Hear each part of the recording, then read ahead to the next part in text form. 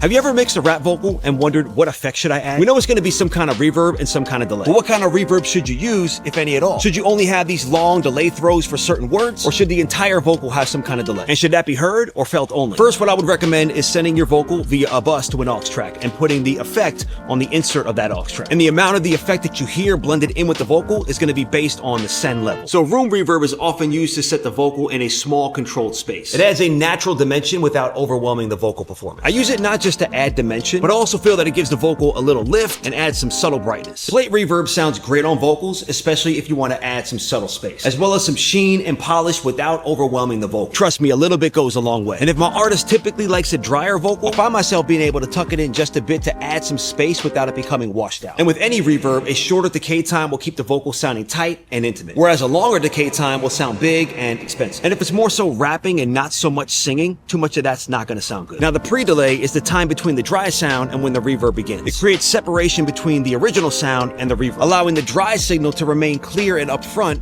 rather than getting buried in the reverb. A short pre-delay gives a sense of being immediately within a space, while longer pre-delays can create dramatic, spacious effects without messing with the vocal clarity. And to keep this video from becoming too long, follow for part 2.